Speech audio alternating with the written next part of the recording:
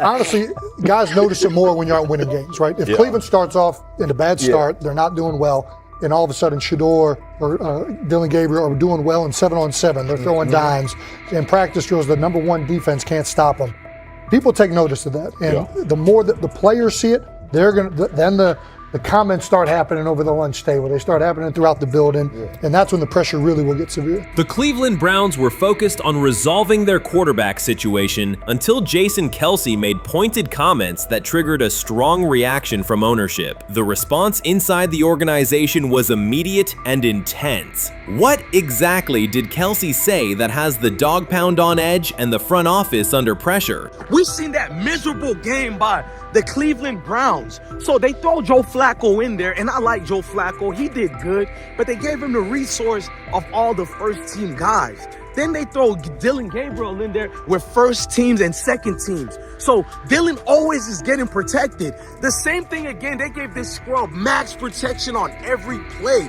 Yeah, he completed some passes, but let's talk about his mistakes. He's still inconsistent with his throws, but he at least had max protection. The Cleveland Browns continue to be defined by inconsistency and avoidable setbacks. Even as fans hoped the organization had turned a corner, Jason Kelce, fresh off retirement, offered a direct critique that reignited doubts about the team's direction. His remarks implied the franchise's structure and decision-making remain unstable and recent progress may not hold. The takeaway for leadership is straightforward. Identify core issues, align on a coherent plan, and execute with discipline. For supporters, it's another sign that the problems run deeper than a single season. They throw Shedeur Sanders in there with the lowest cab drivers you couldn't even get on 5th Street.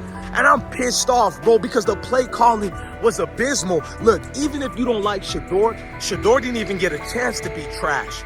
Even if you think Shedeur is garbage, he didn't even get a chance to be garbage. That's how awful the offensive line was. Kevin Stefanski still doesn't want to give Shedeur second strings and first strings reps. Why is that? Browns ownership's response shifted from measured to urgent. The pattern is familiar in Cleveland. The team once treated Johnny Manziel as a franchise solution, retained Hugh Jackson for a second year despite results, and invested heavily in Deshaun Watson through a costly trade and contract. These decisions reflect aggressive but poorly aligned planning. The outcome has been continued instability instead of sustained progress.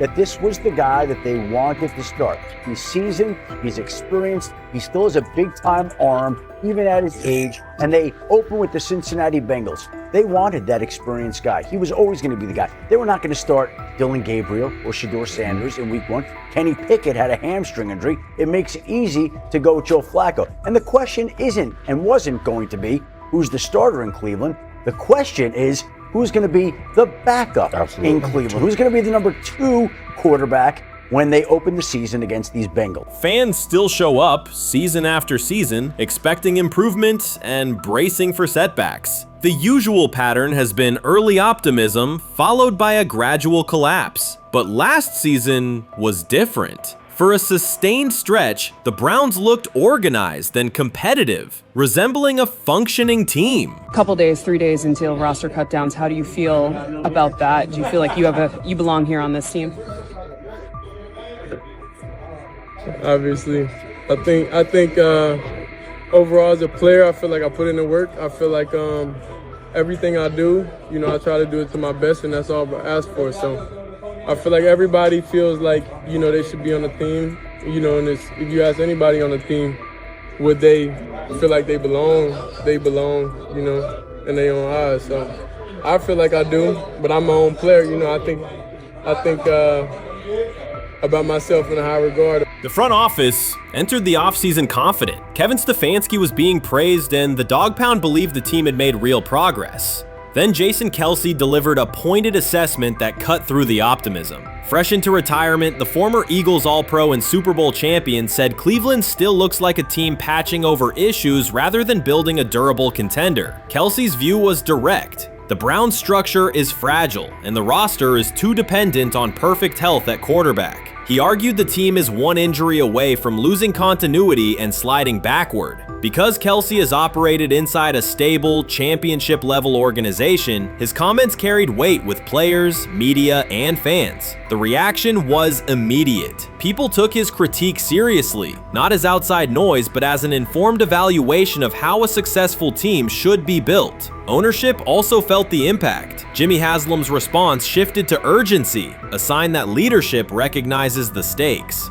The criticism arrives in the context of prior high-risk decisions, especially the fully guaranteed $230 million commitment tied to Deshaun Watson. Watson has missed time and shown inconsistency when available, and the contract has constrained flexibility. Kelce's remarks highlight why depth, alignment between the front office and coaching staff, and a clear contingency plan at quarterback are non-negotiable. The takeaway is straightforward. Cleveland must convert last season's progress into a stable framework, protect the quarterback, deepen critical positions, and establish a plan that survives injuries and short-term setbacks. Without that, the games that fueled optimism will remain temporary. If you're a betting man, who do you think starts for the Browns at quarterback? Okay, this is the situation. Kenny Pickett, they actually traded for him. Joe Flacco, no one's bringing Joe Flacco in the building thinking Joe Flacco's going to be the starter. If Joe Flacco is your starter, You got a problem. you have a huge problem. And if they were saying Shedeur was the starter as the 5th rounder, you got a real problem too, because he passed over all these guys in these reps in the offseason in shorts, in bikini shorts, Speedos and stuff. Like, no. That kind of stuff. So I'm not that surprised when you put down a 3rd round pick on a quarterback. You do believe he has a certain skill set. Jason Kelce stated the obvious. Cleveland committed to a quarterback who hasn't played at an elite level in years, and Joe Flacco's playoff run didn't change the long-term outlook. Ownership appeared more upset that the criticism was public than by the substance of the critique. Many fans agreed. They've seen this pattern before. Rosters age, injuries are inevitable, and when a single contract dominates the cap, one setback at quarterback can undermine the entire season. Kelce's broader point was about structure. The Browns prioritized the high-cost, uncertain starter over depth and contingency. The late-season surge masked issues that remain: limited cap flexibility, thin depth at key positions, and an offense that lacks a credible plan B.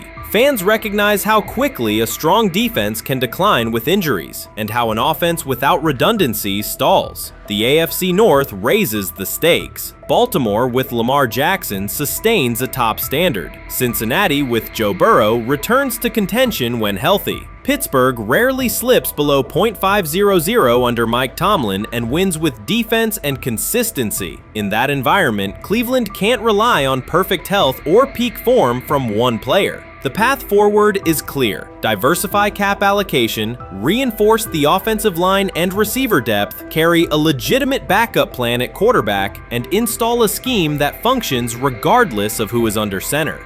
Given what we saw yesterday with Shedeur Sanders, somebody on the Cleveland Browns is 100% getting fired, probably by the end of this year. The person who's probably going to end up getting fired is Kevin Stefanski, because I know that he didn't want Shedeur Sanders on the team. It was Andrew Berry who made that pick. You can't really go against your GM. Bad things happen in this situation. But Shedeur Sanders is not without fault for what we saw yesterday. This is the play that we saw yesterday that has the internet just exploding, where Shedeur Sanders took like a 24-yard sack.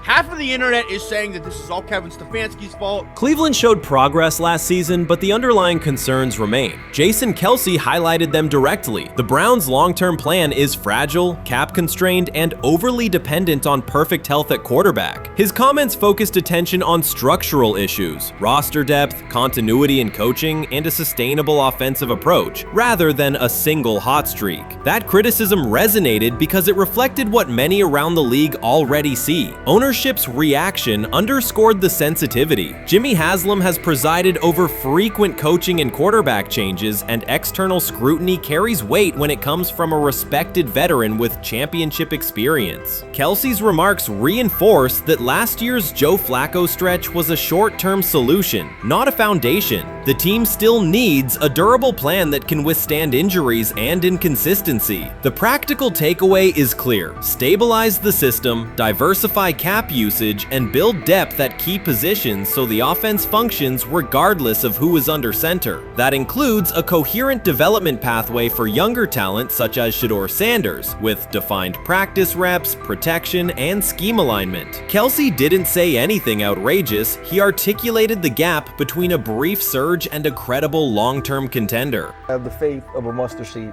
right? Because this is the greatest resurrection since Jesus the Christ, right? Like at some point, Joe Flacco was thinking about getting into TV, right? Joe Flacco didn't have a job, and then now you not only come back and start for the Cleveland Browns late in the 2023 season, but they came back around to you. You're now the day one starter for a franchise that just 2 years ago was in the playoffs. The Browns' quarterback situation remains unsettled. Deshaun Watson was expected to be the long-term answer, but injuries and inconsistent play have prevented him from reaching an elite level. When the team turned to Joe Flacco after Watson's season deteriorated, Flacco immediately lifted the offense and produced results that highlighted the gap between expectations and reality. That a 39-year-old late addition could outperform a $230 million starter was not just a short-term surprise, it raised fundamental questions about roster construction and evaluation. Quarterback depth has been fragile, and the late-season surge masked broader structural problems. Jason Kelce's remarks made that clear. Cleveland is vulnerable if the starter is unavailable, cap flexibility is limited, and the offensive plan lacks a stable contingency. His critique drew attention to leadership and planning as much as on-field performance. Jimmy Haslam's strong reaction reflects the pressure on ownership.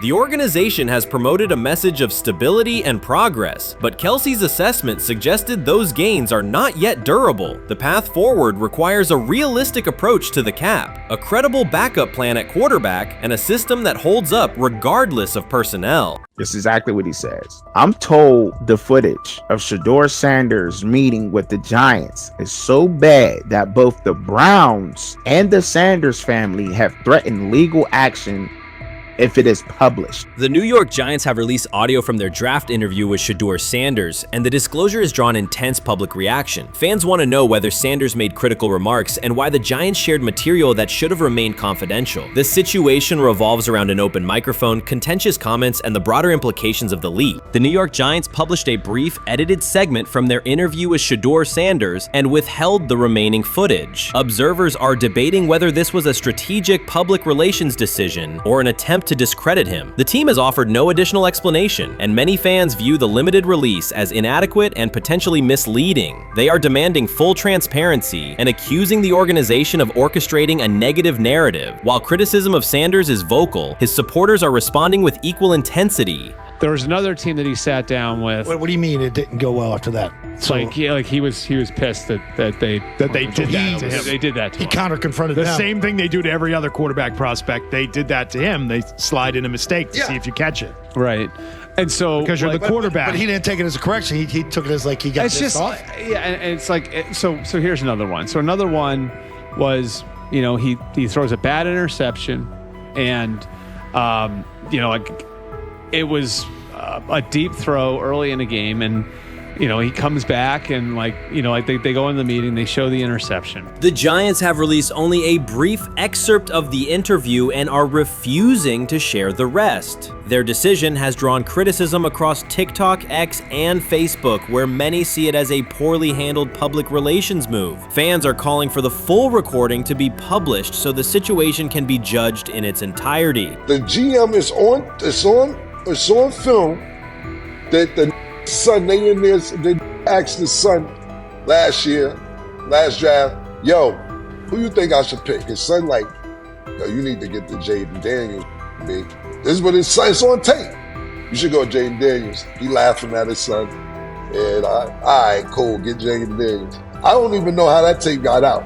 I wouldn't have let the get out. Shedeur Sanders appears unfazed by the situation. Although the Giants suggested he was more hype than substance, their handling of the interview has instead elevated his visibility. Analysts across major sports outlets are now discussing him more than before, keeping his name prominent in the news cycle. New York Giants, where these tapes at? You hear me?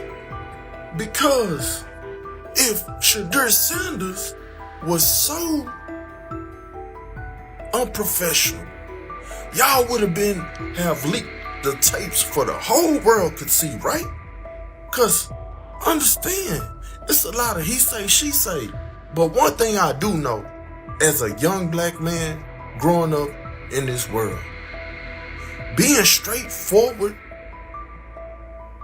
and not sugarcoat anything. The Giants' PR team appears to reject Sanders' family connection outright, a decision many view as unprofessional and lacking nuance. Internal discussions seem to have dismissed quarterbacks with prominent relatives as poor fits for the organization, revealing limited awareness of public perception. The response was swift. A single edited clip ignited widespread debate on social media, with fans asking why essential segments were held back and what the team might be hiding. Critics argue that if the full interview contains nothing damaging, the club should release it in its entirety. Online discussion intensified immediately and continues to gain momentum. What they do during the film and the combine and the meetings is teams will install mistakes intentionally planted in the install, and they want you to catch them. Shedeur didn't, and when a coach called him out, once again, it didn't sit well.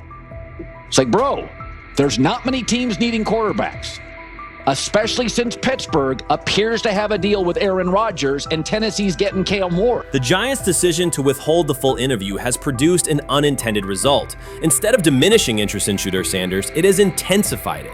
Media outlets and analysts are now examining every on-field rep, press comment, and public appearance as evidence of how he conducts himself under scrutiny. Each throw, adjustment, and answer is tracked and evaluated against league standards, reinforcing the view that he remains composed and professional. Many fans contend that the organization has misrepresented Sanders and suggest the issue may stem from the Giants' view of his father, Deion Sanders. They see the partial release as an attempt to raise doubts about his character by association. That perception has only made his profile more compelling. The discussion has shifted from whether he deserves a high draft position to how effectively he withstands sustained pressure. Sanders is now regarded not just as a talented prospect, but as a symbol of resilience, central to debates about transparency and organizational strategy. Even if the Giants eventually provide more context, the visibility they have created for him is unlikely to fade. The most fun yet the most difficult thing I cover and we cover all year long is not games, it's the NFL draft. Because I've said this many times, you get lied to for a month to 2 months up to it. And so often during the draft, and every few drafts, there's a guy that really falls, precipitously falls. This year it was Shedeur Sanders, it's been Aaron Rodgers, it's been Dan Marino. Every few years somebody falls a lot. And so, but those stories don't come out until like the fall. Criticism of Shedeur Sanders from within the Giants organization has become increasingly public. Team communications appear focused on casting him as an overhyped prospect, whose character should be questioned, a narrative that seems aimed at shaping opinion rather than assessing performance. Yet each selective release or negative remark has instead amplified attention on Sanders and elevated his reputation. Efforts to confine him to a narrow, unfavorable image continue to produce the opposite effect, reinforcing his position as an underdog who endures external pressure. The debate has shifted from football analysis to broader concerns about narrative control and transparency. Fans, reporters, and online communities are still urging the Giants to publish the full interview, arguing that only complete context can resolve speculation. The organization's refusal to comply has intensified scrutiny and led many observers to conclude that the team underestimated public reaction and now faces questions it could have avoided with full disclosure. The tapes, the New York Giants have the tape. They definitely have the tape. It's confirmation that they had the tape. Shedeur didn't do nothing. It's what they saying he did. I'm gonna tell you what these mixed reaction right here. So we already know about the New York Giants, but the Pittsburgh Steelers head coach Mike Tomlin reported admired Sanders' talent, but hesitated to draft him due to previous challenges with quarterbacks like Russell Wilson and Justin Fields, leading to more cautious approach. Las Vegas Raiders. Sanders met with Raiders at the NFL scouting combine and expressed enthusiasm about potentially joining the team. His familiarity with the West Coast offense and quick release was noted positive, though concerns about his ceiling. Hours after the Giants posted that short audio clip, the timeline never slowed. Comment threads filled with frame-by-frame breakdowns, lip-read attempts, and side-by-side comparisons of what was said versus what was left out. Reporters called league contacts. No one could explain why a franchise would stir this level of curiosity only to seal the vault. Each refusal sharpened focus on Shedeur Sanders, turning routine throws into national talking points. Analysts kept circling back to the same note. His cadence at the line looks unchanged, steady against the noise. Hashtags demanding the full interview, trend drop, and trend again. Podcast hosts bump scheduled segments to lead with the leak. Rival teams get asked how they would handle a similar situation, then quietly check their own archives. Inside Giants headquarters, the plan to shape the story looks less like strategy and more like a slow burn spotlight they can't switch off. And now every preseason snap, every media availability, every stray sideline camera angle gets fed into a loop that asks, what are they still hiding? The file remains locked. Curiosity keeps compounding. Until someone presses upload or steps to a podium and explains the redactions, the subject drifts away from depth charts and play design, fixing instead on secrecy, control, and the risk of underestimating how fast attention turns pressure into permanence. Momentum isn't fading, it keeps recalibrating, louder, impossible to mute. When he led college football in completion percentage and he threw almost 40 touchdowns for over 4,000 yards, how tall was he? Because they make it seem like he shrunk all of a sudden, RC. Oh, how lively was his arm? Because all I know is somebody did that. Somebody threw for over 4,000 yards, somebody threw for almost 40 touchdowns, and somebody led college football in completion percentage. Now, I'm trying to figure out, what I try to figure out all the time, Mel, is how a guy that hadn't played football in almost 5 months. Shannon Sharpe has publicly defended Shedeur Sanders and criticized those questioning him. Sanders has earned higher recognition and some fans are responding negatively. Although there's debate about whether he belongs on a second team list, Sharpe maintains that Sanders' career is clearly ascending. Reactions on social media are mixed. Some users are angry, others are surprised, and a few say they anticipated this result. The conversation remains active. When reports confirmed that Shedeur Sanders had been elevated from second team to near top tier status, Shannon Sharpe issued an emphatic response. He delivered a detailed rebuttal to critics, underscoring why Sanders deserved the promotion and directly challenging those who doubted the decision. I don't think that he was underprepared during these meetings. I don't believe any of these stories that he showed up arrogant and that he was bombing his interviews. I mean, you watch the film, he's on time, he's on point. You watch his interviews, he answers like a 10-year NFL veteran. Like, he's clearly dominating OTAs. It's every single day there's a new report of how well he's doing for the Browns in OTAs. And I mean, you can say what you want, it's just OTAs. Okay, if that's your new narrative, then he's doing exactly what he needs to be doing. He's on point, he's on time, he's getting the respect of his teammates, and he's making plays. So we're gonna see years down the line, something's gonna come out that I don't know what exactly it was, but something will come out. Critics have been waiting for an opportunity to dismiss Sanders. They labeled him overrated, accused him of benefiting from nepotism, and claimed his profile came only from his last name and polished image. Within their own echo chamber, they cited every game in which he fell short of huge passing numbers as validation of their doubts. Since Sanders has begun receiving formal recognition, criticism has escalated. A wave of self-appointed analysts is dissecting his throwing mechanics and team role, and many online commentators now argue that his promotion reflects deeper problems within the sport. Shannon Sharpe rejected each criticism directed at Shedeur Sanders. During the broadcast, he turned a routine segment into a detailed examination, acting as presenter, interrogator, and fact-checker. Sharpe walked viewers through game film, season statistics, and scouting reports to show why Sanders merited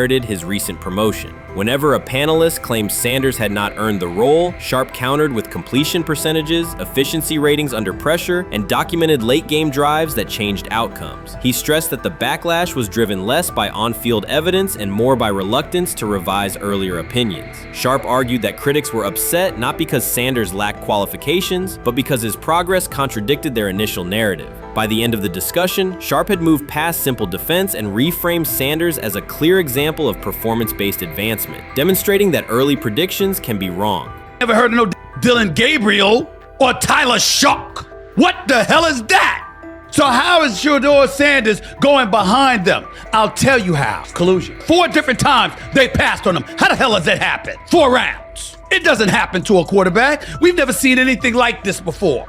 Shedeur Sanders with the watch. Shedeur Sanders with his bravado. Shedeur Sanders with this supposed arrogance or whatever. Shedeur Sanders' advancement did not happen by chance. While detractors questioned his resume online, he continued to prepare, attend every practice, and deliver accurate throws under pressure. The contrast between his output and the complaints directed at him has been stark. Some critics even argued the selection committee was, quote, biased toward performance, as if rewarding strong play play were improper. Rumors quickly followed. Certain commentators speculated that a public relations push from the Sanders family must have influenced voters, suggesting everything from coordinated media strategies to alleged favors for coaches. None of these theories addresses the basic point. Sanders earned his promotion through consistent production, poise in the pocket, precise ball placement, and efficient decision-making. Shannon Sharpe highlighted these facts during his response. He noted that Sanders' performance metrics justify the recognition and emphasized that resistance to the move stems more from prior prejudice than from substantive evaluation. For Sharpe, the goal was clear: present the data, challenge unfounded claims, and correct the narrative. The discussion, therefore, became a broader statement about acknowledging merit and abandoning outdated assumption. Colin Cowherd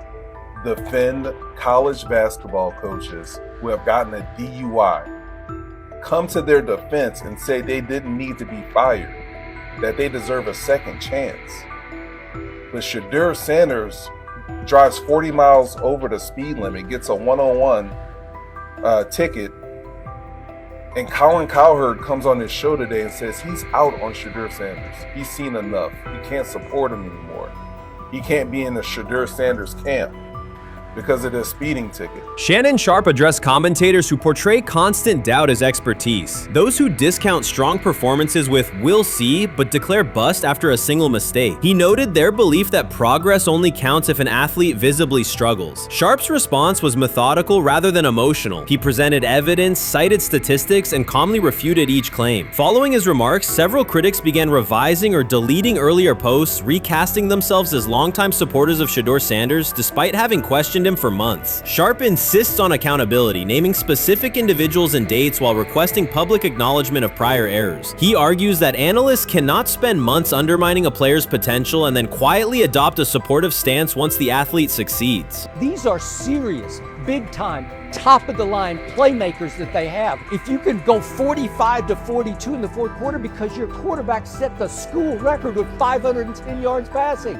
He was flawless. Shedeur is big time. I didn't know for sure, will it translate to the next level of competition? Yes, it might translate to the next level of competition as he can play. Critics who once claimed Shedeur Sanders was unprepared now hesitate to acknowledge their mistake. They resist retracting earlier comments and struggle to accept that an athlete can succeed without their approval. Sanders continues to share practice clips and game highlights without engaging the debate, while Shannon Sharpe documents every dismissive remark, ready to revisit them on national television. The disapproval did not slow Sanders. It underscored his progress and exposed the gap between perception and performance. As a result, the conversation has shifted. Analysts who doubted him now describe him as undervalued and publish detailed evaluations of his mechanics and game management, suggesting long-standing familiarity with his career. In a matter of weeks, critics have recast themselves as advocates, demonstrating how quickly opinion can change when consistent results leave little room for doubt. Shannon Sharpe signaled that his commentary is not over. He considers Sanders' advancement a positive outcome for every athlete who has been overlooked or criticized for having confidence. Sharpe stressed that analysts do not have the authority to determine who deserves recognition based on personal preference. The reaction to Sanders' promotion, he argued, revealed how quickly opinions can shift once results are undeniable. Sharpe pointed out that many vocal critics became quiet when confronted with objective performance data. This exchange, Sharpe insisted, reached beyond defending a single quarterback. It challenged the practice of dismissing achievements that do not fit familiar narratives. He reminded viewers that success does not require external approval and that consistent talent will surface despite online commentary intended to minimize it. While critics reconsider their positions, Sharpe remains steady, assigning credit to the athlete and allowing the scoreboard to confirm the argument. In his view, the statistics speak clearly enough. Sharpe also emphasized that the intensity of the backlash must be placed in context. College football is a volatile environment where unexpected outcomes are common. Therefore, declaring failure based on incomplete evidence only weakens the credibility of sports analysis. The discussion underscored the need for measured evaluation rather than reactive judgment. Dak Jackson and him and everybody else that we talked to have said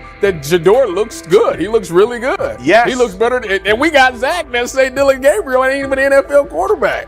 It's true. So how is it that this man can't get a rep with the ones, but that non-NFL quarterback can? We all what agree with sense does that, that yes. make? Some observers now claim that recognizing Shedeur Sanders' strong performance undermines football's traditional standards, even though they previously argued he received coverage only because of his father. Faced with Sanders' current statistics, those critics are searching for explanations that fit their earlier narrative. The data have always been clear, their earlier objections ignored that fact. Shannon Sharpe is openly highlighting this reversal, comparing past negative remarks with Sanders' recent 400-yard games to demonstrate the gap between criticism and evidence. Sharpe did not force these commentators to backtrack, he simply displayed their earlier claims alongside Sanders' results, allowing the contrast to speak for itself. Shedeur Sanders doesn't ask for excuses. He hasn't blamed limited reps, patched together receiver groups, or fourth-string offensive linemen struggling against Cleveland's second-team defense. He shows up, works, and demonstrates why he belongs. On day 3 of Brown's training camp, for the first time since OTAs, he finally received something close to a fair opportunity. He lined up with the second unit during an 11-on-11 period and made the most of it. In 8 plays, he did what he typically does when given a chance. He executed. He went 2 for 2 on a quick series, finishing with a decisive throw to tight end Blake Whiteheart that immediately caught the sideline's attention. There was no hesitation in his drop, no unsettled feet, and no panic. Just firm, accurate timing and clean operation. It raised an obvious question. What has taken so long for the Browns to evaluate him with a functional group?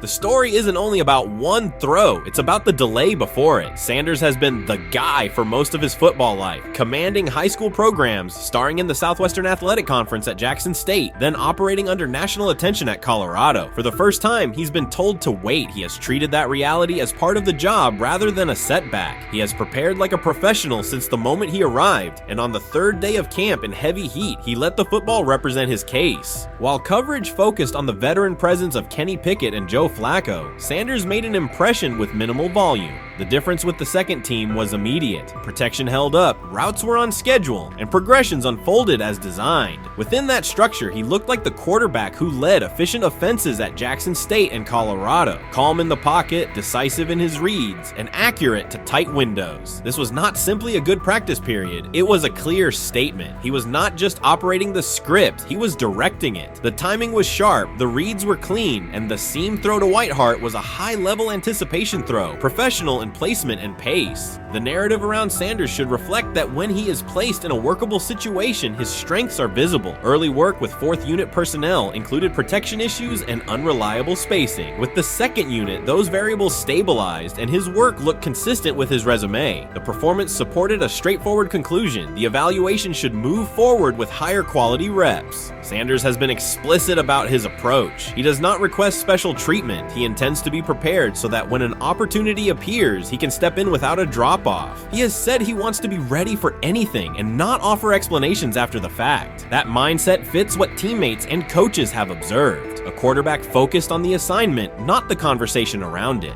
The conditions were demanding, relentless sun, heavy humidity, and a practice tempo that stressed decision-making. Many players fatigued as the session wore on. Sanders did not show signs of rushing reads or forcing the ball. He managed the pocket, reset his base when necessary, and continued to deliver on time. The path he has taken, HBCU starter in the SWAC, then Power 5 starter under constant attention, has prepared him for compressed evaluation windows. He has been under scrutiny for years. The heat did not change his process. He moved defenders with his eyes, anticipated breaks, and stepped into throws with balance. The crowd was not chanting his name, and there were no ovations. That was irrelevant to the task. He is focused on the locker room and the staff, and he is building credibility the same way he did at previous stops, by being reliable when the ball is snapped. Quarterbacks coach Bill Musgrave has emphasized ignoring external noise and keeping attention on install, footwork, and timing. Sanders is familiar with the dynamic. He has been followed by cameras and commentary since his early teens. He has experience living with attention and still adhering to routine. Under heat, with a narrow set of snaps and multiple decision points, he stayed composed and effective.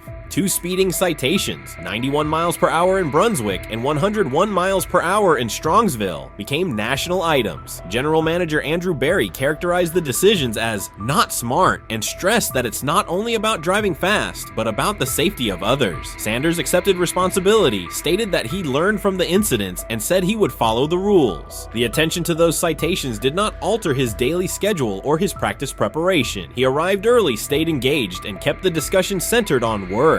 Away from the field, he spent time at Rainbow Terrace in Cleveland after a significant apartment fire, distributing supplies and checking on families affected by the incident. There was no formal media rollout around the visit. It was an instance of direct engagement with the community without publicity attached to it. That reflects the same approach he shows inside the building. Do the work first. Sanders treats each rep as if it might be his last for the day and his only chance to show a specific element on tape. He prepares for protections, cadence variations, route adjustments, and timing with a level of detail that compresses the learning curve. When he is not under center, he studies coverages from the sideline, charts plays, and reviews video before and after practice. He writes down the next day's calls so he can anticipate checks. He has referenced using virtual simulation tools to replicate snaps he does not receive physically. That is not a passive stance, it is an active attempt to reduce the distance between classroom and field. He is building relationships across the roster, not just with projected starters. He communicates with defensive backs to understand what they see and how they react to certain stems. He spends time with offensive linemen to align on cadence and protection calls. He connects with newer players away from the facility so that communication improves in practice. That is practical leadership, consistent, low visibility work that becomes obvious when the ball is snapped and the operation is smooth. 3 days into camp, a central question remains. Why hasn't he taken a first-team rep? Flacco has seen work. Pickett has seen work. Dillon Gabriel has been cycled in. Sanders has remained behind all three on the depth chart while producing efficient periods when provided stable support. Head coach Kevin Stefanski has not publicly detailed the plan for distributing first-team snaps among the quarterbacks. When asked, Sanders answered that it is not his place to comment on rotation decisions. That response aligns with his day-to-day conduct, respectful, professional, and centered on the next assignment. The staff is managing a room with a Super Bowl MVP, a former first-round pick, multiple rookies, and a new set of combinations on the offensive line. That creates a set of decisions about exposure, pacing, and evaluation windows. Within that context, Sanders has presented a clear case for additional evaluation. He has shown he can execute the offense as designed when the variables are standard. Musgrave has a long-standing connection with the Sanders family through his time as a teammate of Deion Sanders in San Francisco. That familiarity supports direct communication. It does not guarantee anything about the depth chart, but it does help streamline teaching, feedback, and expectation setting. Inside the defensive back room, veterans such as Denzel Ward have provided perspective on timing, leverage, and eye discipline that Sanders has incorporated into his preparation. He is operating without the immediate family structure that defined his college environment. Away from his brother Shiloh and his father Deion, he is managing his own housing, nutrition, recovery schedule, and all the smaller tasks that accompany an NFL routine. Those adjustments matter because they influence consistency across a long camp. He has treated those responsibilities as part of the job rather than distractions, which is reflected in a steady daily approach. What he showed on day 3 with the second unit was not a surprise to those who have tracked his prior work. It was a continuation of a profile: efficient sequencing, clear timing, and consistent ball placement when protections and routes hold up. The 8-play period was short, but it was enough to reinforce the point. He doesn't need a large sample to demonstrate baseline operation. He needs a fair sample to test ceiling and adaptability. There is also the matter of perception. Public attention concentrated on the speeding tickets and the general manager's response. Less attention fell on the preparation, the efficient period with the second team, or the community engagement at Rainbow Terrace. That imbalance is common in training camp narratives. Sanders has handled it by keeping his answers simple and his focus on football. He has not tried to redirect the conversation. He has done his work and waited for additional reps. The objective next step is straightforward: expand the evaluation with higher unit personnel and standard opponents. That does not require a complete reshuffling of the depth chart. It requires allocating a defined sequence of first-team snaps so that timing with starting receivers and protections with starting linemen can be measured on tape. The staff can then compare operation speed, accuracy under pressure, red zone decision-making, and 2-minute mechanics against the other quarterbacks. That is the most direct way to clarify the competition. None of this dismisses the experience or track records of the veterans in the room. It emphasizes that the purpose of camp is to test assumptions with current performance. Sanders has provided enough evidence with the second unit to justify a broader look. He has shown that the pace of his feet matches the pace of his eyes, that he can hold safeties with his shoulders, and that he can drive intermediate throws without float. He has also shown discipline to take the clean completion rather than force the vertical shot when leverage dictates otherwise. Every day, he has addressed the controllable items: meetings, note-taking, install recall, cadence management, and post-practice review. He has not asked for public public guarantees. He has asked for an opportunity to compete on comparable terms. The 8-play sequence with the second unit was a small but clear example of what he can do when those terms exist. The staff's communications have been measured. Stefanski has not laid out a schedule for first-team rotations publicly. Barry addressed the speeding incidents directly and emphasized standards for decision-making off the field. Sanders accepted the criticism, adjusted his behavior, and moved forward. Those are the relevant facts. What remains is a football evaluation that can only be completed by giving him snaps with the top group and measuring the results. If that evaluation occurs and he performs at the level he showed with the second unit, the conversation will shift from potential to placement. If it does not occur, the question will persist through camp. Why not test the full picture? Sanders has built a case based on preparation, poise, and execution. He has demonstrated leadership by building relationships across the roster. He has shown maturity in handling external issues directly and moving on. He has given the staff reasons, on the field and in the building, to continue the process. 3 days into camp, he has answered everything within his control. He has shown growth, discipline, and consistent operation. He turned early fourth-team disarray into learning, then executed cleanly when moved to the second unit. He kept the discussion on football when outside topics threatened to dominate. He has not tried to win a press conference. He has tried to win every rep. If he continues to stack days like this, the next step is logical. Evaluate him with the starters, document the results, and let the tape determine the depth chart. Until then, he will continue to prepare, continue to compete, and continue to present the same message through his play. Shedeur Sanders did not treat day 4 of Browns training camp as anything other than work. He completed 8 of 11 passes with 3 touchdowns, operating with control and accuracy throughout the red zone periods. The throws were varied, a well-placed ball to rookie Luke Floria that led him across the goal line in stride, a firm throw to Cade McDonald over middle after a quick read, and a tight window completion to Deontay Johnson at the back of the end zone with 2 defenders closing. The sequence showed timing, poise, and placement under pressure.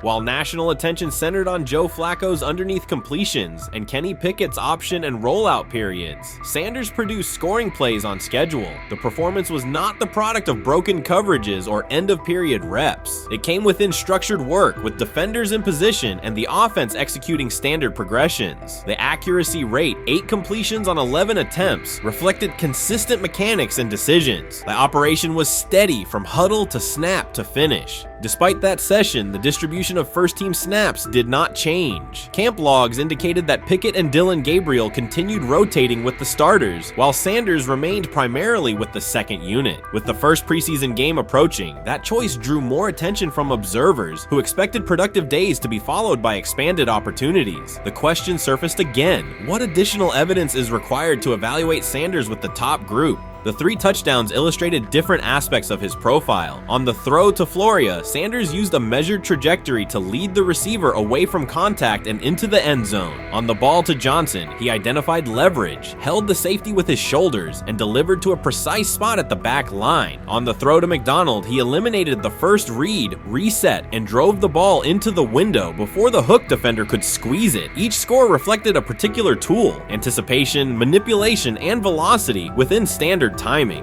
Comparisons to the other quarterbacks were straightforward. Pickett produced 2 touchdowns but placed 1 late ball that exposed a receiver to contact near the goal line. Gabriel accounted for 1 score, with additional gains coming on checkdowns and designed movement. Flacco advanced the ball in short increments without finishing drives during the same period. Sanders converted opportunities into points repeatedly and without turnovers. The rotation, however, remained unchanged. Head coach Kevin Stefanski and the staff continued to allocate first-team work to the same group, describing the process as an open evaluation. In practice, that has meant extended starter reps for Pickett and Gabriel, veteran scripts for Flacco, and second unit periods for Sanders. The disconnect between output and opportunity was notable, particularly given the stated goal of reaching an early decision at quarterback. When asked about the timeline recently, Stefanski said the preference was to decide sooner rather than later, an acknowledgement that the window for assessment is limited as preseason approaches. Speculation about motives is common in such situations. The discussion has included references to front office perspectives and ownership influence. Owner Jimmy Haslam is widely viewed as supportive of drafting Sanders. General Manager Andrew Berry is known for prioritizing fit, traits, and process within the roster building model. Stefanski reports to Berry, and the practice plan reflects coaching evaluation within organizational parameters. None of that guarantees any outcome. It does explain why rotations can remain conservative even after strong individual periods. Regardless of internal views, the most useful next step for the evaluation would be a defined set of first-team snaps for Sanders to put comparable tape next to his peers.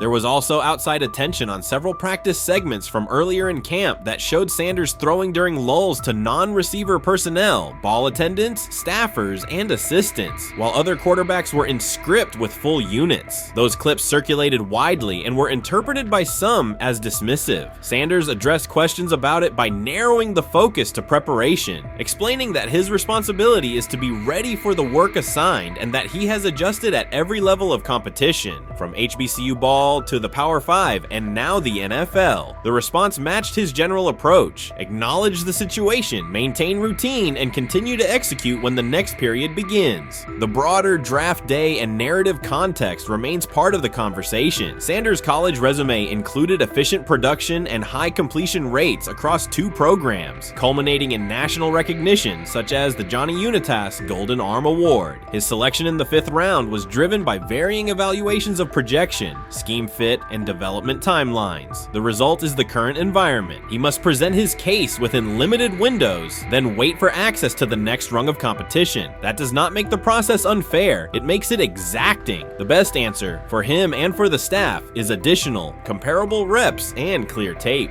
Fan reaction after day 4 was direct. Social accounts and comment threads filled with assessments that centered on performance rather than reputation. Sanders produced 3 touchdowns, avoided negative plays, and showed command in the red zone. Supporters pointed to that tape and asked for opportunities with the starters to verify whether the same rhythm carries over with the top receivers and linemen. The message was not about headlines. It was about the logic of evaluation in a compressed calendar. From an operational standpoint, Sanders' day reflected consistent fundamentals. His base was disciplined, his eyes matched his feet, and his timing aligned with route depths. On the Johnson score, he used a subtle shoulder turn to hold the safety before resetting and throwing to the back line. On the McDonald throw, the ball was out on the second hitch, arriving before the defenders could converge. On the Floria play, the arc and placement minimized the hit risk and maximized the run-through. Those are portable traits. They translate across units if the timing with receivers is established through reps. The staff's balancing act is real. They must prepare the presumed week 1 starter with sufficient continuity while also giving developmental players enough exposure to judge ceiling and floor. That tension is present in every camp. The cleanest path through it is to carve out defined first-team sequences for each competitor and evaluate the tape against comparable defenses and situations: high red zone, low red zone, 3rd and medium, and 2-minute. Sanders' performance on day 4 strengthened the case for such an allocation. Context matters off the field as well. Earlier in the offseason, 2 speeding citations, 91 miles per hour in Brunswick and 101 miles per hour in Strongsville, prompted public comment from Berry, who emphasized standards and safety. Sanders accepted responsibility, stated that he learned from the incidents and moved on. In camp, he has kept the focus on football tasks, install retention, cadence management, protection IDs, and post-practice review. He has also continued to build rapport across position groups, including veteran receivers and defensive backs, so that timing and expectations are clear when reps arrive.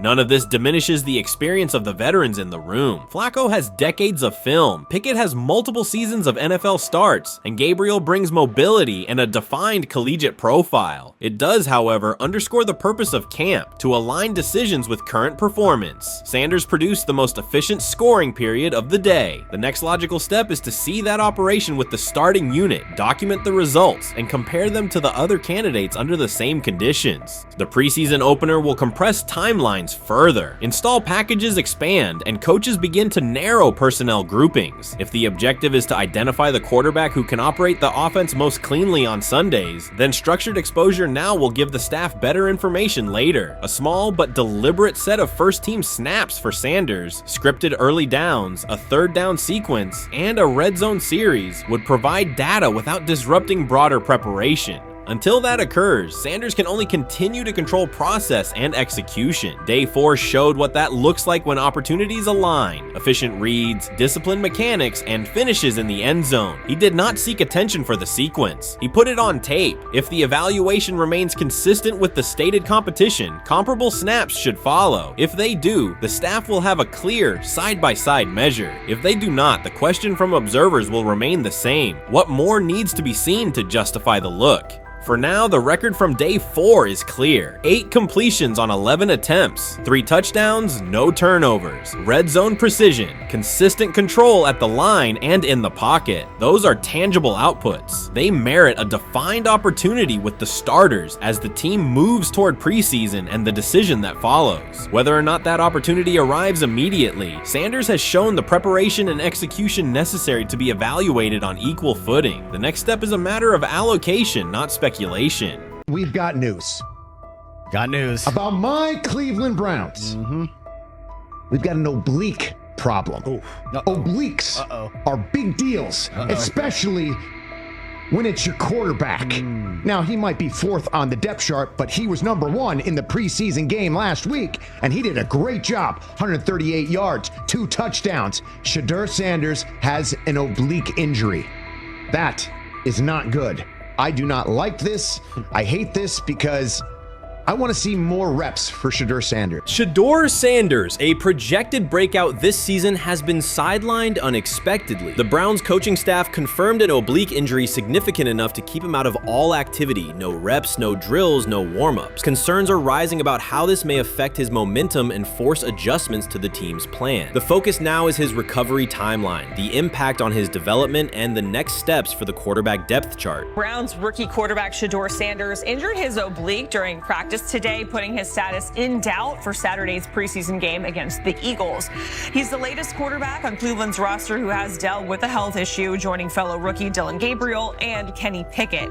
Sanders, who is trying to fight his way up the Browns depth chart, started the preseason opener last week and threw 2 practice. So how concerning is this for Shedeur as he is trying to, again, make his way up the depth chart, be QB2, potentially QB1 in the future? Dillon Gabriel taking Shedeur Sanders' QB1 spot after Sanders suffers an oblique injury is more than a roster change. It signals the staff is choosing urgency over efficiency. You do not replace a quarterback operating near a 70% completion rate with one coming off a 32% outing unless the decision is driven by desperation or poor evaluation. That is not strategy, it is avoidable loss of production. The impact on accuracy, timing, and drive sustainability is clear, and the difference is apparent to anyone watching. Well, here's what we know. I mean, after practice, Kevin Stefanski, the head coach of the Cleveland Browns, was not available to the media, but I did talk to him on the field as the players were coming off, and he told me that Shedeur Sanders complained of oblique soreness during the warm-ups this morning. Shedeur Sanders' absence isn't just a gap in the lineup, it's a setback for the entire offense. He thrives under pressure and makes throws others won't attempt. When he's healthy, every pass has intent, every drive has rhythm, and opposing defenses know they're in for a long day. Replace him with Dillon Gabriel and the defense senses an opening. Corners press tighter, safeties cheat down, and linebackers blitz more aggressively because they don't expect the same timing, velocity, or accuracy.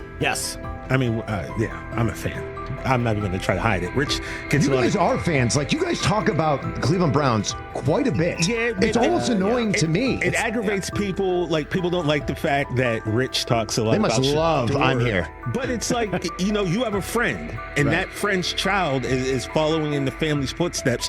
You want them to do well. I don't know why people have such an issue. I know Rich is supposed to be impartial, but it's kind of hard when you have that type of tie to it. But yeah, I'm rooting for Shedeur, man. And Dillon Gabriel's 32% completion rate isn't just poor, it's untenable at this level. A number that low needs no context. It means 2 misses for every completion. Weather, opponent, and play calls are secondary when efficiency is that limited. That output does not sustain drives or keep the full playbook viable, yet he is starting while Shedeur Sanders is sidelined. The contrast is clear. Sanders brings accuracy, timing, and command. Gabriel's recent performance reflects inconsistency and missed opportunities. Choosing Gabriel under these circumstances reduces offensive reliability and invites defensive pressure. It is a decision that sacrifices efficiency and field position. So it'll be interesting to see what happens with Dillon Gabriel, but to the Shedeur Sanders point, it is unfortunate because I thought he was gaining some momentum.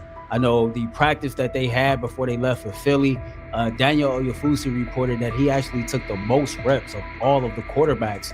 And that was the first time that had happened. It was the first time that he had went ahead of Dillon Gabriel, practicing with the twos, etc. So, like, coming off that stout performance against the Carolina Panthers, he was gaining momentum. If this were a clean evaluation, there would be no debate. Shedeur Sanders is the clear choice. He's accurate, composed, and consistent with a track record of high-level production. Dillon Gabriel remains a question mark, and not the kind that stresses defense. He's the kind that makes coaches consider leaning on the run to limit risk and protect field position. The reality is that injuries create openings for players who haven't earned them. Gabriel has stepped into QB1 while Sanders is out, but that reflects circumstance, not superiority. We don't know the severity of this oblique injury and whether it will even keep him out of Saturday's game against the Eagles. As for moving up the depth chart, I'm the Browns preseason sideline reporter. I was there Friday night when he burst onto the stage and set the NFL world buzzing. And yes, his demeanor was tremendous. His poise was tremendous. He did the things that were asked of him. But at the end of the day, he wasn't actually asked to do all that much. The real concern is how this could attach to Shedeur Sanders' reputation. The NFL is unforgiving about availability. An oblique injury for a quarterback isn't minor. It affects mechanics, torque, and timing. Even with a strong return, the injury-prone label can linger. For the Cleveland Browns, or any team seeking stability under center, that perception is toxic. Teams don't want a player they fear won't make it through October. That's the risk. Talent doesn't always overcome league politics. Once questions about durability start, they rarely fade. They surface in contract terms, roster decisions, and sideline evaluations. So Shedeur Sanders is injured again? If you were following along on social media today for the Browns' first joint practice in Philadelphia against the Eagles, wow, you were in for a tumultuous ride. I mean, all the reporters, both Browns and Eagles reporters, were pretty much flabbergasted at the fact that Shedeur Sanders was taking 0 team reps during the day, and even Tyler Huntley was getting team reps instead of Shedeur. And then it came out, obviously, everybody's speculating. There's people calling for Kevin's jobs, and before I go any further, I don't blame anybody, ever. Meanwhile, Dillon Gabriel's number should be sidelining him, not elevating him. A 32% completion rate isn't a dip, it's a warning sign that points to issues with field vision, timing, and receiver cohesion. That's the quarterback taking snaps while Shedeur Sanders is out. Put their work side by side and the gap is obvious. Sanders shows consistent placement, timing, and footwork that reflect high-level execution. Gabriel's recent output introduces variability that shrinks the call sheet and stalls drives. You can't claim the priority is winning while starting a quarterback who isn't reliably delivering routine completions. Fans recognize it, receivers lose confidence and tempo when targets are off, the offensive line's urgency fades when protection doesn't translate into productive throws, team belief in the quarterback is fragile, and once it erodes, a season can come apart quickly.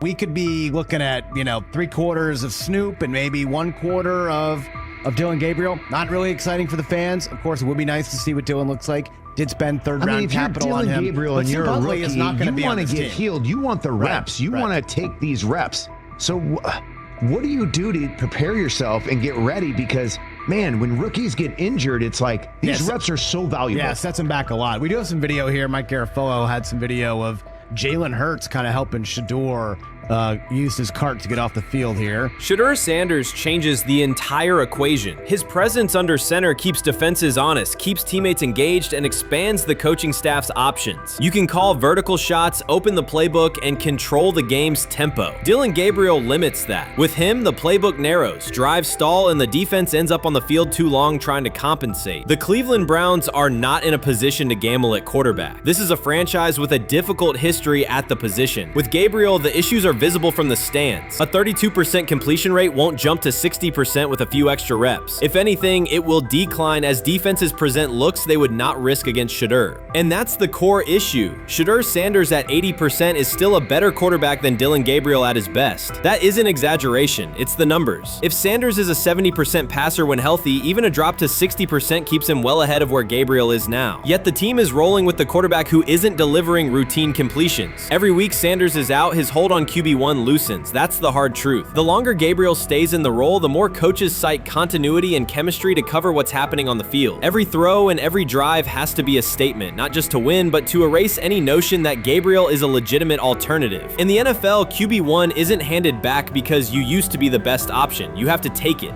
Started off with some positive news for Shedeur, and then it kind of just went left real quick. Shedeur got the news early on that if Dillon Gabriel couldn't go, he would get his second straight start in the Saturday preseason game against the Philadelphia Eagles. And then he went on to injure his oblique. For the fans who don't know exactly what part of the body the oblique is at and what that injury is and how it can impact the quarterback, can you explain to them what is an oblique injury?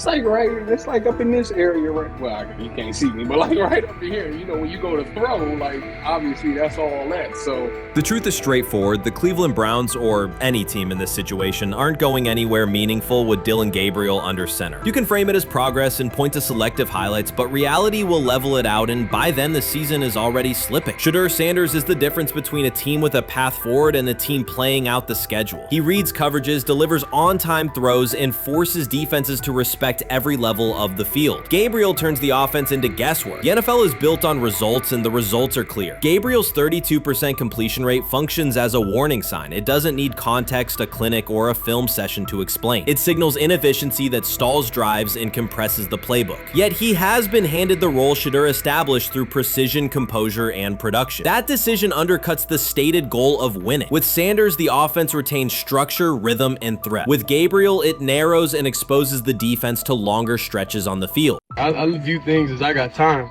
I got time to be able to grow and mature, you know, and be able to understand the ins and outs of the defenses and be able to get the good insight from the vets in the room. So I look at it as, you know, a plus. And whenever, you know, it's time for me to play. Shedeur Sanders rolled into Browns camp and instantly made the whole practice feel like a recess pickup game. NFL vets suddenly looked like they'd forgotten the playbook and were just trying to keep up. With that being said, I see some balls coming out of Shedeur Sanders at that camp, and I'm like, kind of looks like a guy. Yeah, I'm ready. He can sling it. Ready to. I see him, you know, some of the veterans, how they talk to him, mic'd up, see what he's doing in the community. Talking about Njoku there? Njoku, Mike Knapp. Yeah, once you see, you know, different little interactions and things like that, we know I know he has the talent. We'll see. It'll be a competition that usually brings the best out of guys, especially young guys. So I'm interested to see how that quarterback situation. Right after Shedeur Sanders tightened his cleats and the Browns settled in for what they figured was a routine camp day, the whole vibe tilted sideways. No blazing comet, no UFO touching down at midfield, just a swagger-charged quarterback striding in like he'd crashed the wrong league and thought, yeah, I'll stick around and run this show. The Browns had no clue what storm was rolling in. You'd expect an NFL team to do a quick scout, maybe pull up a highlight reel or two, but nope. They greeted Shedeur with a shrug, only to watch him seize the field on snap one and run the whole operation like a seasoned pro. First and foremost, he's been the best quarterback in camp. Now look, Joe Flacco ain't had many opportunities. There was a whole day I saw he didn't throw the ball at all. Here's my theory on the situation. They already know who's starting in the number 2 is. They already know. Joe Flacco and Shedeur Sanders is already locked up. You're missing the boat, people. You're missing the boat. Your boy, Kenny Pickett and Dillon Gabriel, oh, they're fighting. Shedeur didn't merely clock in, he hijacked the session. One moment he's loosening his arm, the next he's roasting veteran QBs like faded names on busted draft boards. Defensive coordinators everywhere had the same gut punch reaction. Uh-oh. His pocket poise? Straight disrespectful. His timing? Psychic. And every pass left his hand like it was laser guided to its mark.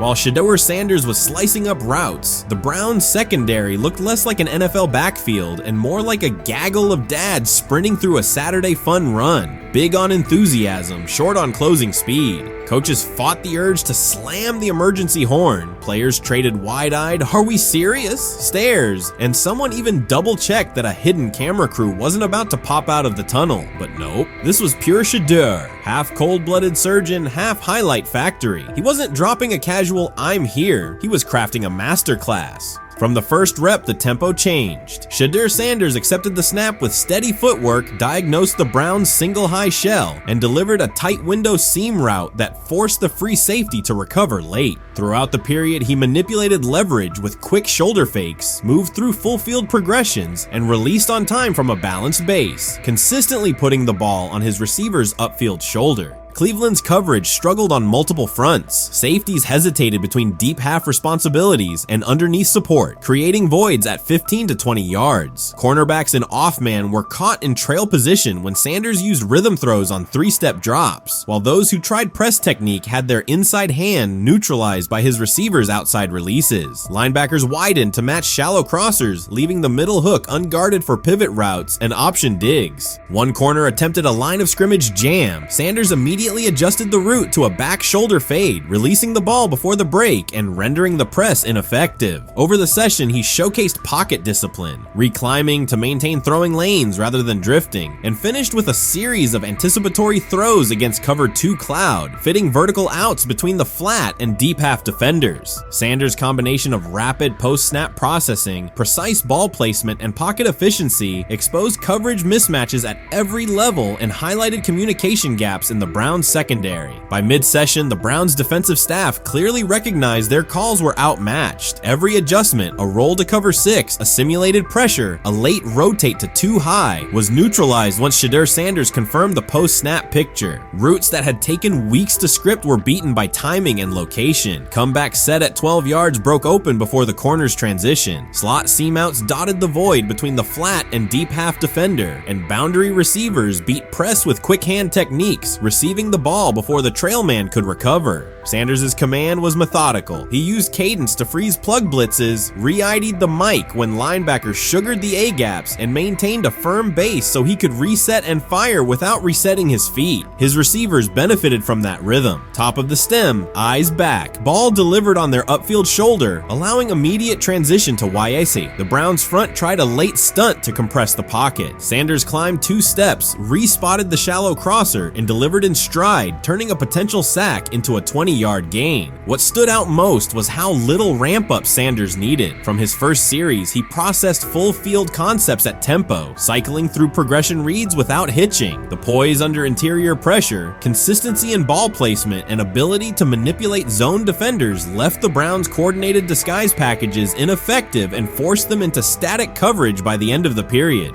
In short, Sanders' efficient mechanics, rapid processing, and anticipatory accuracy rendered Cleveland's defensive game plan ineffective at every level, from pre-snap disguise to post-snap spacing. Imagine there's many people that think Dillon Gabriel's a better quarterback than Shedeur Sanders. I don't care where they were drafted. If the Browns are the one team that thinks that, then I'm going to suspect it's not true. They don't know what listen, they've been on every quarterback evaluation for 30 years. Right. I never root against anybody. Yeah. But I'd be surprised if Dillon Gabriel's ever a legitimate starting quarterback for the Cleveland Browns. I'd be surprised. I just don't think. Well, then it is a wasted pick because you took him in the top 100. Yeah, but potentially. Yeah. May get away with it because of Shedeur. An edge rusher chirped at Shedeur Sanders between snaps, hoping to shake his rhythm. On the very next play, Sanders answered with a 30-yard laser, a deep dig from the boundary side that split the single high safety and the trailing corner. He hit the top of a 5-step drop, kept a firm base, and delivered on time to the receiver's outside shoulder, turning what should have been a routine rep into a sudden change explosive. From that moment on, every coverage wrinkle the Browns tried, rotating from cover 3 to quarter half, flashing a Tampa 2 shell, mugging both A-gaps, was met with a precise counter. When corners pressed, Sanders adjusted the route to a back shoulder fade. When safeties widened, he checked to a glance post. When linebackers bailed, he found the running back on a delayed option out of the backfield. Even late simulated pressures couldn't move him off his spot. He simply climbed, reset his feet, and fired. As Cleveland's defenders rotated through checks, Sanders manipulated them with cadence and eye discipline. He froze weak side safeties long enough to create intermediate windows, then feathered the ball into those lanes before help could arrive. When the Browns finally dropped 7 and matched every route, Sanders tucked the ball and converted 2 separate 3rd and 6 situations on the ground, reminding everyone that his mobility is as calculated as his arm. By the end of the session, the defensive coordinator's call sheet looked obsolete. Sanders had neutralized blitz looks, exposed spacing issues in zone, and forced the unit into static base coverage just to survive the period. did. It wasn't a camp drill anymore. It was a clinic on timing, processing speed, and controlled aggression, delivered snap after snap by a quarterback who never needed a warm-up lap to own the field. They never planned on taking him. The problem is, like Ocho Cinco said, you got somebody that has endeared himself to the locker room. And guess what? The difference between him and Tim Tebow, the biggest one, is he can play. He can throw the ball. Tim Tebow running around being an H-back, he can throw the ball. And he's done everything he needs to do. He ain't saying nothing. He ain't rocking the boat. He ain't mad about the reps. He ain't mad about none of that. All the people out there want to see is this, like Tyler said earlier. We want to see what he can do with Jerry Jeudy. That's it. I want to see what he can do with David Njoku. I want to see him with Junkins. I want to see him with the first running backs. If you are cooking, if you are beating down the doors with the 3s and 4s, guess what? You deserve more. From the first team period on, Cleveland's secondary looked a step slow. A deep third safety hesitated on a post-snap rotation, leaving Shedeur Sanders free to climb the pocket and fire a 22-yard out that arrived before the defender could plant and drive. The supporting cast around him, players fighting for roster spots, not Pro Bowl invites, benefited from his command. Sanders used tempo to control the defensive front, altered protections at the line, and located throwing lanes so quickly that one receiver didn't register the catch until he crossed the goal line. As the Browns tried new personnel groups, coverage busts multiplied. Starters slipped out for hamstring stretches while rookies rotated in, only to find the ball arriving on their blind side before they'd completed a midpoint squeeze. On a later 3rd and long, Cleveland finally closed the interior rush lanes, compressing the pocket with 3 defenders. Sanders pivoted through the traffic, stepped into a narrow escape window, and, without resetting his shoulders, whipped a no-look pass to the boundary curl for a fresh set of downs. The throw turned a potential sack into an explosive play and left the coaching staff scrambling for answers. The people who are fascinated by Shedeur for whatever reason, whether it's his play, I guess, last year was kind of fun. If you're just like a guy who grew up like loving Deion Sanders and passed that love on down to your kids, I can see why you're like that. The one thing I will give them is you're looking at this quarterback room. If you're a fan of Shedeur and say, why can't he go beat Dillon Gabriel or Joe Flacco or Kenny Pickett?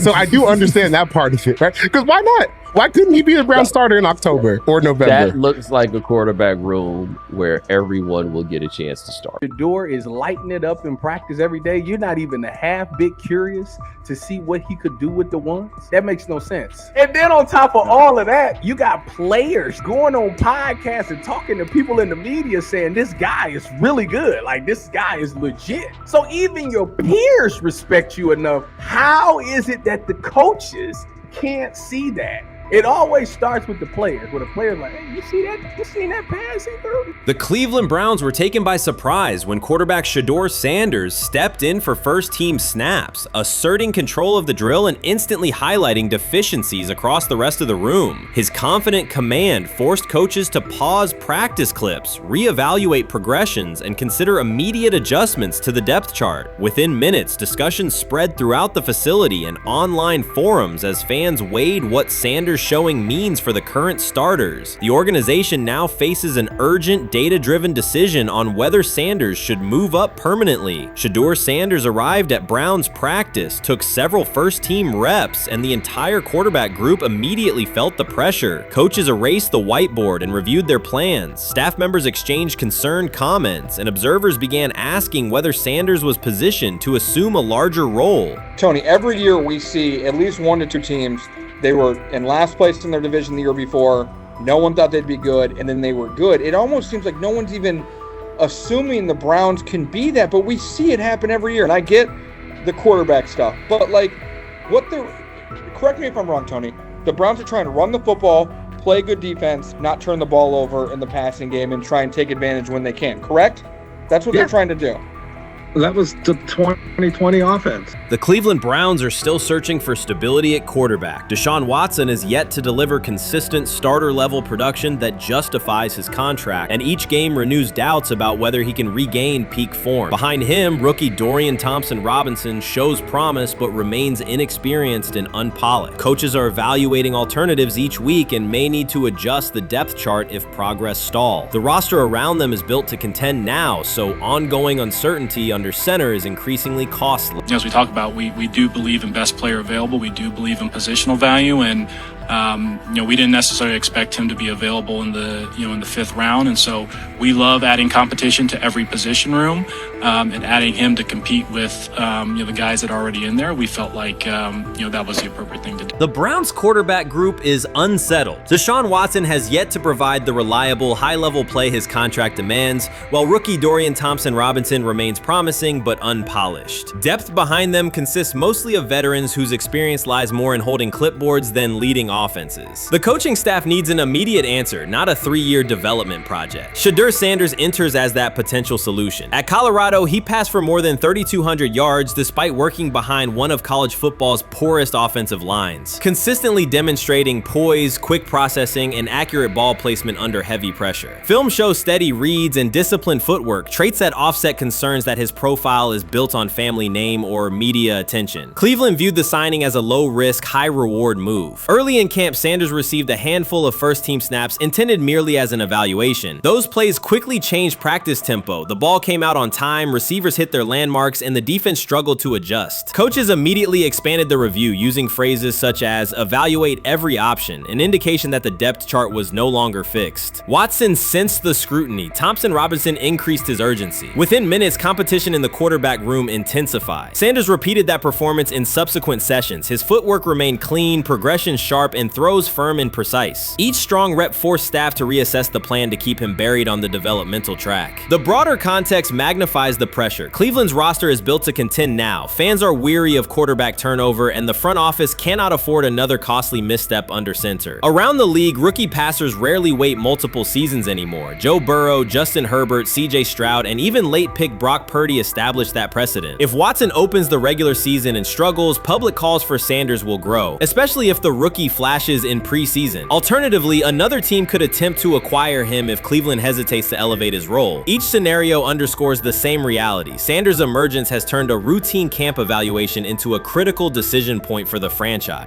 And we saw Dillon Gabriel go 11-on-11 with the first team, Shedeur Sanders go 11-on-11 with the second unit. So that was really the big wrinkle today. Yes, and of course, it was the first time that we have seen Shedeur Sanders get any of those coveted 11-on-11 reps. Of course, again, it wasn't with the first team offense or against the first team defense, but it's progress. And that means that he's going in the right direction, that the arrow is pointing up. He's coming up the learning curve. So that's good for him. And I actually thought just overall, he had a better day than Dillon had today. He completed more passes. He was more on point. In fact, in that 11-on-11 period, he threw a near touchdown. Desperation can push franchises toward aggressive decisions, especially when their quarterback options appear unconvincing or outdated. One scenario now emerging is that Sanders earns enough confidence to take full preseason reps with the starters, forcing Cleveland to revisit a depth chart it believed was settled at the beginning of July. His practices demonstrate that the excitement around him is grounded in measurable performance. Accurate, high-velocity passes against first-team defenses, and confident command of the huddle. Each strong outing also heightens league-wide interest. Rival scouts adjust evaluations, and general managers revisit their notes, aware that a viable young quarterback may soon become available. Inside the facility, the personnel staff must balance short-term results with long-term roster planning, knowing that an early move could reshape salary cap allocations and locker room dynamics. The pressure on Watson and Thompson-Robinson escalates accordingly. Both must produce visible progress to maintain their current roles. Cleveland's recent history shows how quickly promising quarterback situations can devolve into controversy. The franchise has turned potential breakthroughs into organizational turmoil before, so observers remain cautious about how this competition will unfold. They have never loathed college football itself. They have resisted the people determined to reshape it. When Deion Sanders, black, direct, unapologetic, walks into a room of power brokers and speaks with authority instead of deference, critics recoil. During his playing days, they complained about celebrations and gold chains. Now that he is a head coach, mentor, and father, they label him something more polite, but just as dismissive, a problem. At Big 12 Media Days, Sanders addressed the accelerating chaos of the name, image, likeness market. He said college football needs a salary cap, not to hobble players, but to impose order on a system that showers unproven freshmen with 7-figure promises while the rest of a roster hunts for scraps. He called the situation unsustainable. Within hours, ESPN commentator Paul Feinbaum branded him a hypocrite, arguing that Sanders profited from NIL at Jackson State and now wants rules only because his most marketable athletes have moved on. The accusation spread quickly because it fit a comfortable storyline. Outspoken black coach gains from change, then protests when the advantage disappears. That framing ignores context. Sanders never criticized players earning money. At Jackson State, he urged corporate sponsors to partner with athletes who had been invisible to major brands for decades. What he wants now is stability, standardized guidelines, basic financial literacy, and roster balance that prevents locker rooms from fracturing over uneven payouts. When other coaches, Nick Saban, Dabo Swinney, Lane Kiffin, voiced similar concerns, they were praised for foresight. When Sanders spoke, the tone shifted to suspicion. The difference is not the message, it is the messenger. Feinbaum's response followed a familiar script. When black leaders question the structure of the sport, their motives are interrogated, their credibility attacked, and their competence doubted. He did not level the same charge at Jimbo Fisher when Fisher complained that NIL disturbed recruiting. He stayed silent when Kiffin lamented the transfer portal. But Sanders, who raised enrollment and television ratings at Jackson State, brought unprecedented attention to Colorado in one season and consistently mentors players beyond football, was called opportunistic. Feinbaum dismissed the cultural impact Sanders created, the exposure for historically black colleges, the draft picks developed, the infrastructure improved, reducing his work to a marketing stunt dependent on star sons Shedeur and Shiloh or two-way standout Travis Hunt. Sanders did not retaliate. He returned to practice, media obligations, and recruiting. His confidence is rooted in faith and in the responsibility he feels toward young athletes whose lives will extend decades beyond their highlight clips. When he asks for NIL boundaries, he is thinking about freshmen handed large sums without guidance, families unprepared for sudden wealth, and programs that abandon kids once production stalls. He has watched that cycle from the inside. He wants protections, not restrictions. Critics predicted Colorado would fade once Shedeur and Hunter leave. Instead, Sanders signed blue-chip quarterback G.J. Lewis and a wave of transfers eager to join a program that values personal growth as much as on-field wins. Recruits see a coach who challenges the status quo, who places black culture at the program's center without apology, and who will remain visible when social media buzz cools. They recognize that Sanders does not chase attention, attention follows his results. Media outlets reduced the upcoming Buffalo season to a win total prop. 6 victories, give or take. Sanders is playing a longer game. He wants to show young athletes, especially black athletes, that they can lead authentically, speak with conviction, and refuse to shrink for access. Success measured only by the scoreboard misses the point. If Sanders builds men who graduate with financial literacy, self-confidence, and community awareness, he will consider the mission successful, even if Colorado finishes with 5 wins instead of 10. None of that registers with commentators invested in an older hierarchy. For them, leadership should remain predictable, reserved posture, muted tone, minimal cultural expression. Sanders contradicts that image. The possibility that his methods could spread to other coaches, to other programs, threatens a model that has kept decision-making and revenue streams concentrated for generations. So the debate is not about hypocrisy or payroll ceilings. It is about control of the narrative and who is deemed qualified to write it. Sanders refuses to surrender that authority. He knows order is necessary. He also knows whose voices have been ignored whenever real reform is discussed. By speaking plainly, he forces television panels, athletic directors, and conference commissioners to confront issues they would rather defer: financial education, equitable resource distribution, and consistent national standards. Whether Colorado exceeds betting lines this fall will not change the trajectory Sanders has already set. He made Boulder relevant, energized recruiting beyond traditional power corridors, and broadened college football's cultural reach. That influence will persist long after social media debates cool. If his call for NIL structure eventually becomes policy, as the NCAA and Congress now contemplate, Feinbaum's soundbite will fade, while Sanders' imprint endures. In the end, accusations of hypocrisy say more about the accuser than the coach. Sanders has remained consistent: empower athletes, hold adults accountable, and inject stability before unchecked money corrodes the locker room. The people who stand to lose clout in that environment prefer the chaos they can manipulate. Sanders prefers a system that nurtures the players who make the sport worth watching. His advocacy is rooted in experience, not self-interest, and his critics will have to decide whether to engage with that reality or keep shouting from the sidelines.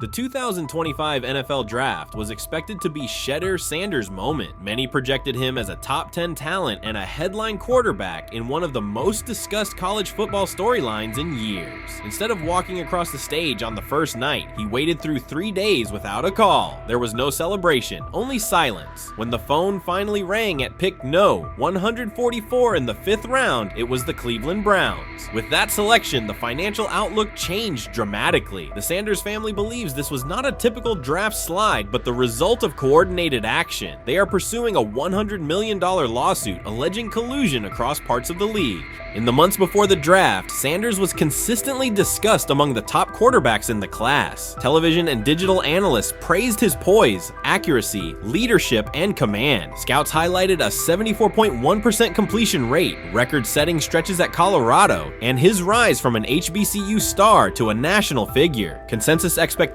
placed him in the first round or early second. Draft night unfolded differently. As picks accumulated, there was little indication that his name would be called. The atmosphere at his private gathering shifted from anticipation to doubt. When the Browns selected him late on day 3, projections for his first contract dropped from an estimated range in the mid-$30 million to approximately $4.6 million, with corresponding reductions in likely endorsements and long-term positioning. According to Deion Sanders and others close to the family, this was not about performance, injury, or conduct. They argue it was coordinated. Attorneys were contacted immediately. The allegation is straightforward. Sanders' value was suppressed intentionally. The family's position is that this was a calculated decision within parts of the league, not an isolated set of evaluations. The legal claims focus on communications that, if authenticated, could be significant. Internal emails, text messages, and owner-to-owner conversations. The family's representatives contend that these materials show a deliberate effort to avoid drafting Sanders in early rounds based on perceived image concerns rather than football merit. One message reportedly under review framed the decision in branding terms. Drafting Shedeur would mean inheriting the Prime brand. The complaint asserts that this view led some teams to discourage others from selecting him unless necessary, not for film-based reasons, but to avoid perceived attention and external pressure tied to his family's profile. A related thread involves speculation about team fit and willingness to play for certain franchises. Past public comments by Deion Sanders were interpreted by some as signals of an Eli Manning scenario. The family's view is that these were strategic statements, not ultimatums. They argue that rather than engage in discussion, teams chose a passive approach, no direct rebuttal, reduced contact, and a collective reluctance to invest a premium pick. If phone records and written communications corroborate coordination, these items could become central exhibits. Media tone shifted as the draft neared. Coverage that had emphasized production and leadership began highlighting intangibles, interviews, and perceived coachability. Anonymous sourcing appeared in multiple outlets, with claims that Sanders skipped combine drills out of arrogance, bristled at film critique, or told one club, "Maybe I'm not the guy for you," after a tense session. A widely cited line, "Nobody wants a celebrity backup quarterback," was voiced by Colin Cowherd and circulated as shorthand for risk.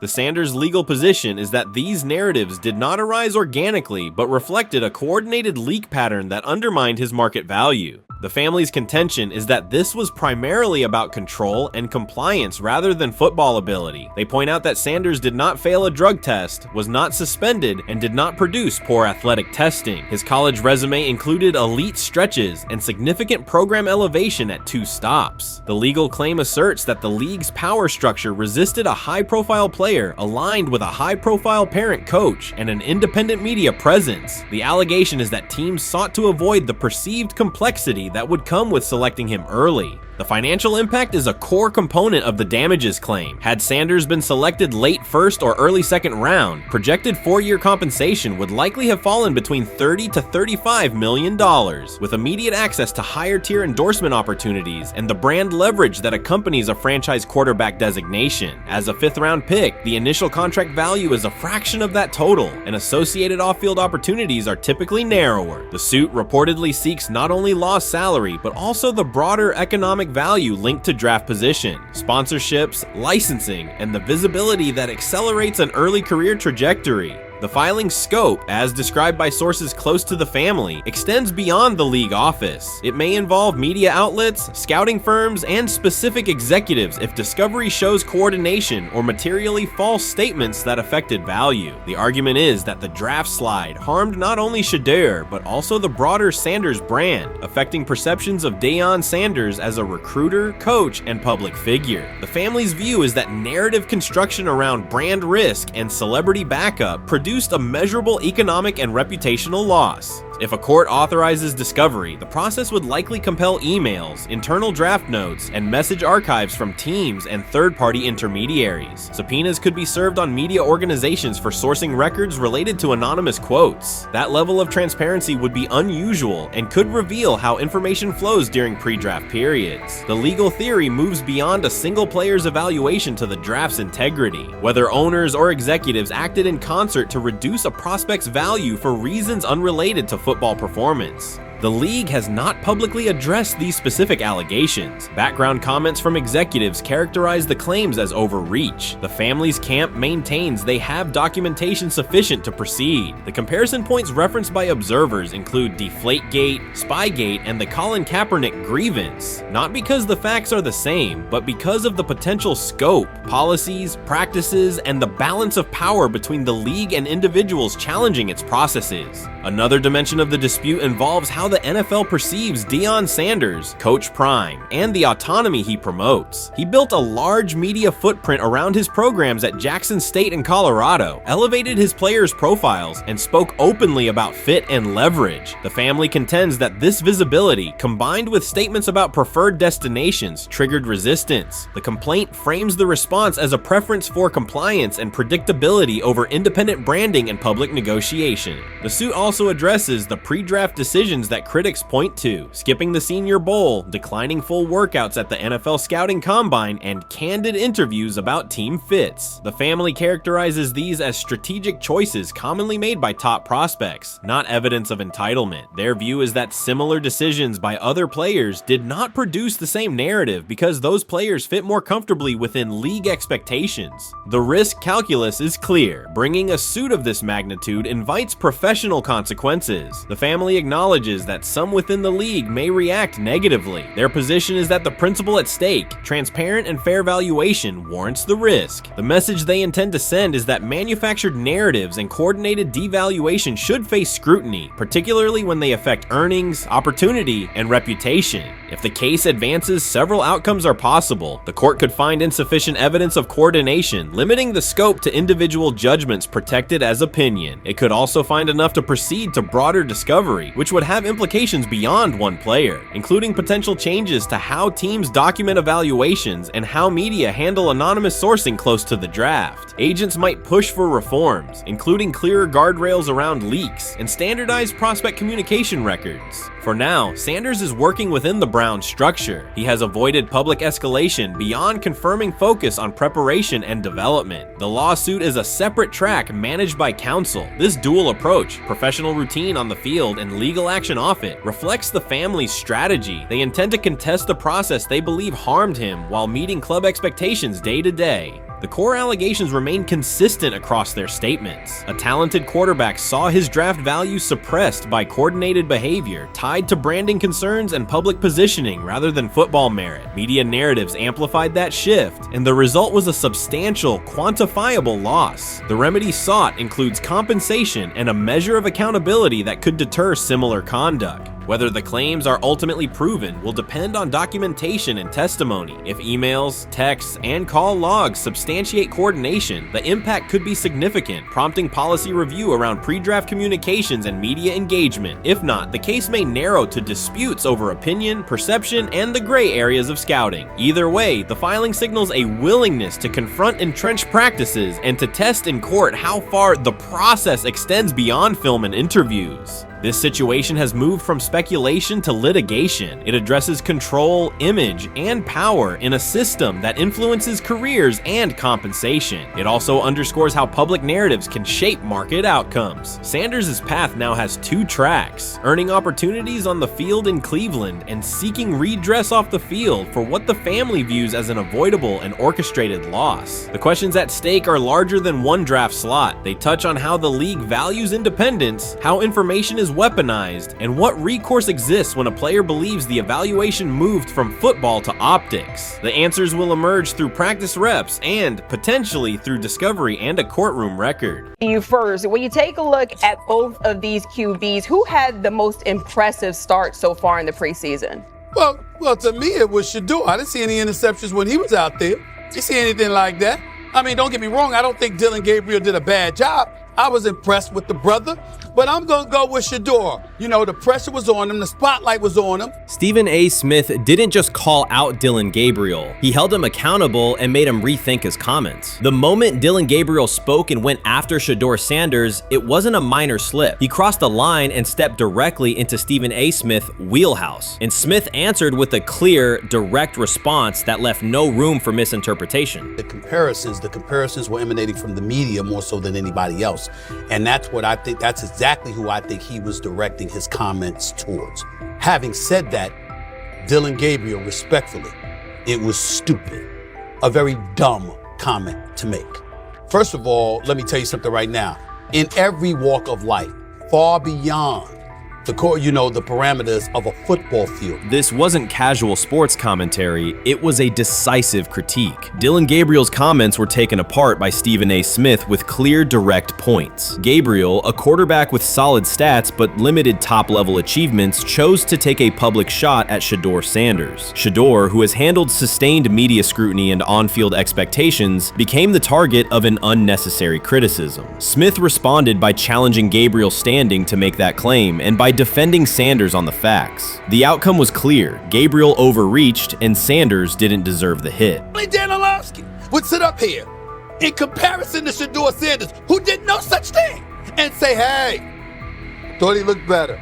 I got to give him the edge here. I thought it wasn't bad. A pick six and a fumble, and we can get over fumbles. Have you heard anybody say that? I know it's possible. Have you ever heard anybody say, we get over? Stephen A. Smith responded immediately. As soon as Dillon Gabriel made his comments about Shedeur Sanders, Smith delivered a clear, point-by-point critique that drew national attention across the NCAA media cycle. Dillon Gabriel has a reputation as a good quarterback, not a dominant one. He can post strong numbers against opponents like Tulsa, but his performance has been inconsistent when the stakes and competition rise to playoff level. Well, those who produce get treated differently than those who don't.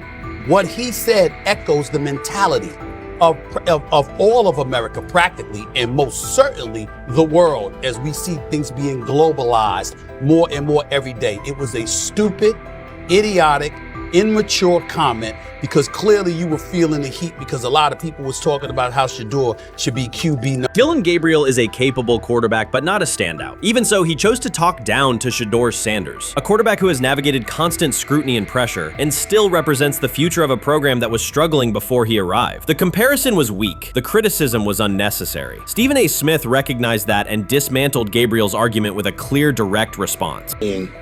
How the Browns react to this, how the locker room reacts to this, how Shedeur reacts to this, because it was a clear shot at Shedeur.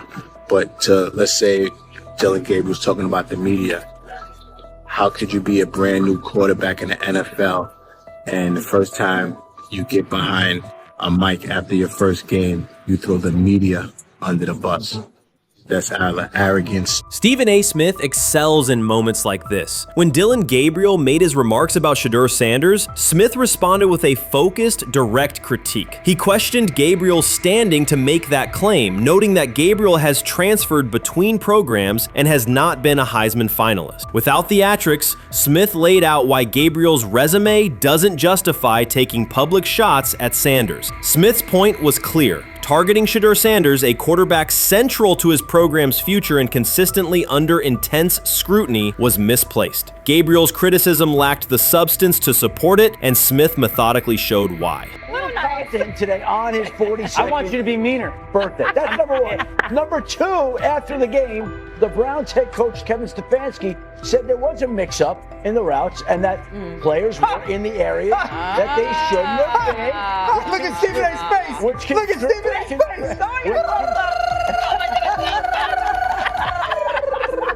Look at his face.